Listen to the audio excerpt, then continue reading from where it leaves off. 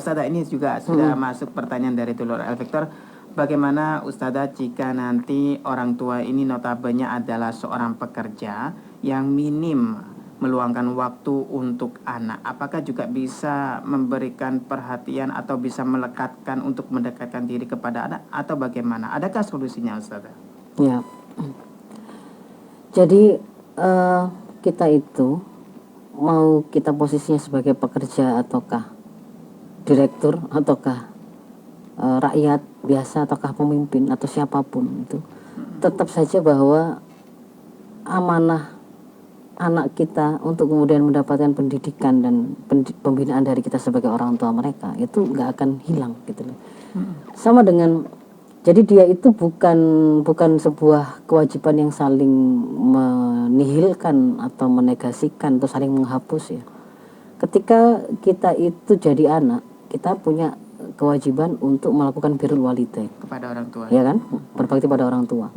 Kemudian ketika dalam perjalanan kita menikah, maka itu menambah status baru kita gitu kan ya, profil baru kita. Bukan menghapus, kalau saya sudah menikah berarti posisi saya sebagai istri, posisi sebagai anak hilang kan, enggak? Tetap posisi sebagai anak tetap, yang di situ ada kewajiban birrul walidain tadi, berbakti pada orang tua juga tetap.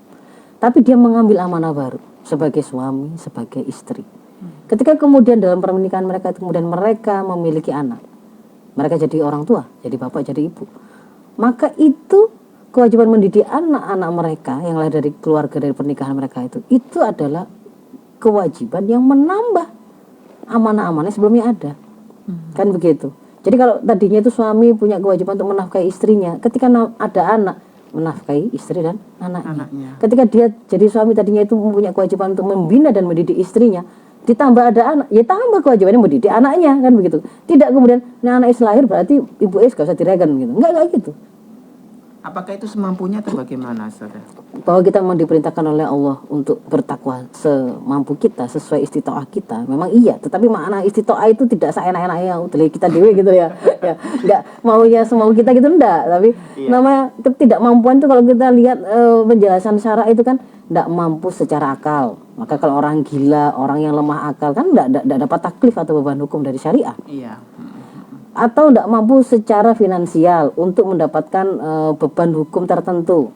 Orang yang tidak punya kemampuan untuk berhaji, ya dia tidak wajib haji, tidak berstatus muzaki karena tidak mencapai hartanya untuk haul dan apa nisabnya, ya dia tidak wajib zakat. Jadi di situ ketidakmampuan yang kedua dalam hal mal atau ketidakmampuan secara fisik ya. Orang yang dalam keadaan sakit dibolehkan loh dia itu berbuka pada waktu Ramadan, nanti menggantinya di hari yang lain. Kalau kemudian dia sakit gak mampu berdiri sholat, boleh sholatnya sambil duduk, boleh sambil berbaring, bahkan sambil isyarat. Nah, jadi ketidakmampuan itu sebenarnya hanya dalam hal itu, ketidakmampuan secara fisik, secara finansial, secara akal. Bukan ketidakmampuan itu dalam hal ketidakmauan. Ketidakmampuan karena tidak mau gitu ya, karena tidak mau, atau karena kemudian kok saya itu tidak mampu karena saya tidak punya ilmunya. Lah, tidak punya ilmunya itu sesuatu yang dalam hal yang kita bisa ikhtiari untuk kita ilmui atau tidak. Kalau iya berarti itu masih dalam rangka ranah ikhtiar kita, kan gitu kan ya. Sibuk kerja, semata-mata sibuk kerja. Kalau sibuk kerja saja hanya untuk cari nafkah, sak jongkir walimu gitu ya, kaki jadi tangan jadi kaki, kepala jadi sembarang lah gitu. Kalau kemudian ujungnya itu hanya nyari materi, apa segitunya gitu yang dibutuhkan oleh anakmu, sampai kemudian tidak sempat ngecek dia ngerti sholat dia ngerti mandi besar apa enggak. Bayangkan anak ini sudah balik atau belum, harusnya kemudian dia sudah diajari tanda-tanda balik, dia ihtilam, dia nggak ngerti kalau dia harus mandi wajib, kemudian dia sholat nggak jadi apa itu sholatnya, tanggung jawab orang tuanya. Masa kemudian sesibuk apa? Maka kalau kemudian itu hanya untuk mencari nafkah gitu ya, mencari nafkah, kita itu punya kesempatan mendidik mereka itu hanya sebentar saja kok. Nah, 7 tahun pertama tadi yang butuh pelayanan, 7 tahun kedua itu kita itu memberikan perhatian, datanglah terutama pada dua masa emas ya, ketika mereka itu ingin berbagi masalah, kita datang untuk memberi solusi. Ketika mereka berbagi kebahagiaan, kita datang untuk mengapresiasi dan menguatkan. Kadang-kadang dua hal ini loh nggak bisa, hanya dua momentum ini aja loh nggak hadir orang tua itu.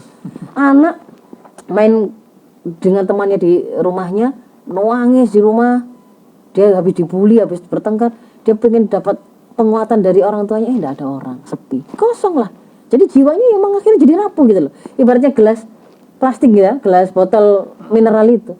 Kalau dia isinya pasir yang pasek gitu ya, diisi setiap hari dengan kasih sayang halus ya, penuh ya, dia kokoh berdirinya. Tapi kalau dia tuh kosong, ya dia kena angin sedikit mudah roboh gitu ya.